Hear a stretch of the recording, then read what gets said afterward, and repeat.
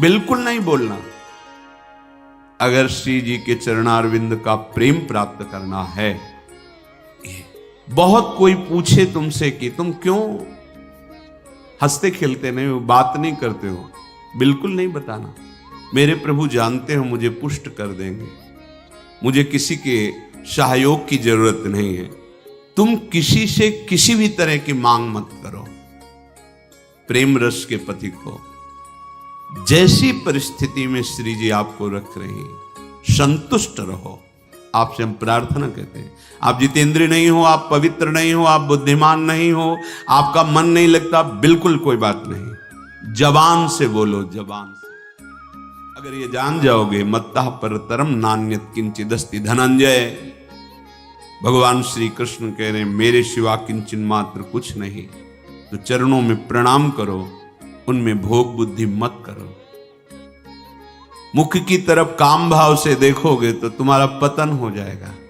इसलिए कह रहे हैं संभाष्य नैव क्वचित विषयिणः।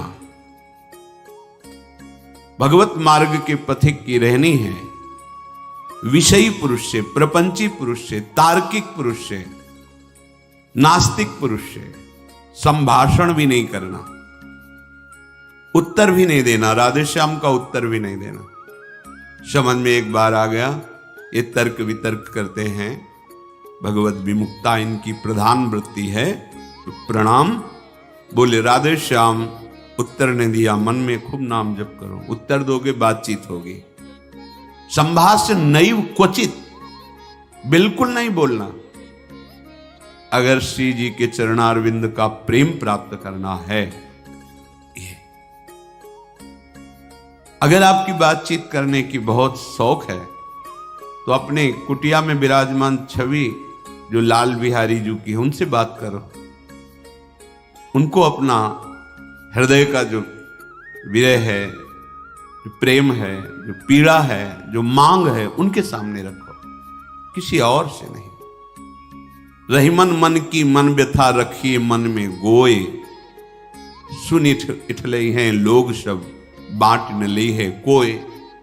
मत कहो किसी से अपनी बात, शांत रहो, गंभीर रहो, हृदयाराध्य युगल सरकार से अपनी बात कहो, वो समर्थ हैं आपकी बात सुनेंगे।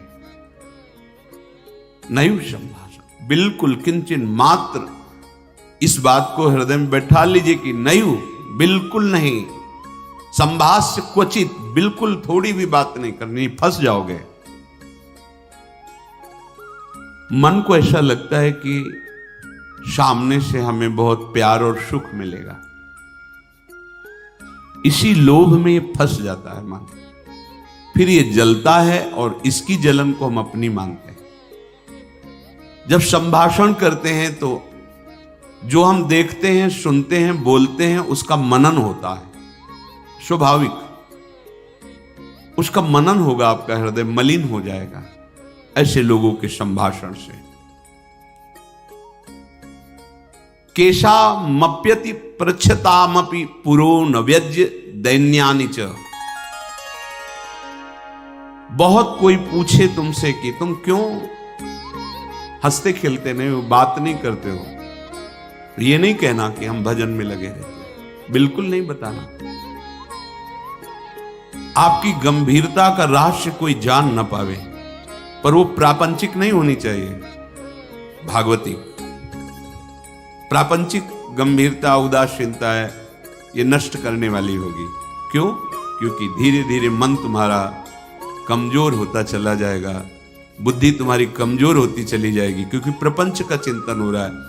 आगे चल के जिसे डिप्रेशन कहते हैं वही आ जाएगा। भागवती भगवत चिंतन परायण, गंभीर, कोई जान न पावे तुम क्यों रो रहे हो, तुम क्यों उदास रहते हो, तुम क्यों गंभीर रहते हो, शांत।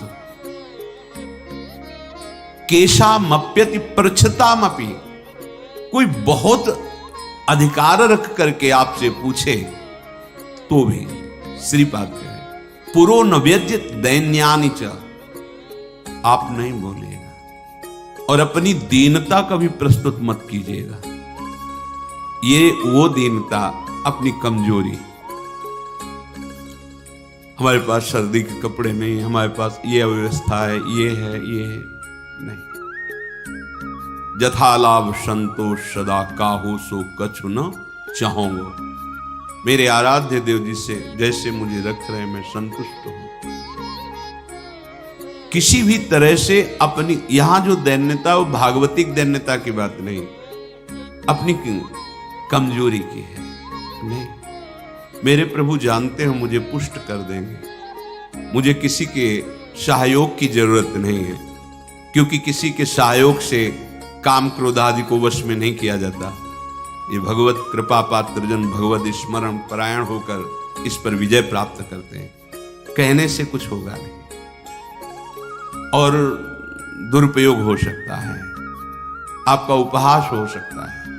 बहुत पूछने पर भी अपने हृदय की बात न बतावे, हृदयाराध्य से ही बतावे, और अपनी किसी भी तरह की कमी को किसी ऐसे सबके नहीं, मेरा मन भजन में नहीं लगता, मुझे काम सताता है, मुझे ईर्ष्या है, मुझे द्वेष है, क्या हो जाएगा इससे? उसकी सत्ता पुष्ट हो रही है। नहीं, यागमा पाइनो अनित्य, आसाने जाने वाले नहीं। राधा राधा राधा बने तो रघुबर ते बने, बिगड़े तो भरपूर, तुलसी औरन ते बने ता बनवे पे धूर। ध्यान रखो, कह रहे हैं न व्यज्य दैन्यानि च, किसी भी तरह से आपके अंदर जो भाव है वो बाहर वाले को पता नहीं चलना चाहिए। भागवतिक मार्ग के पथिक हो।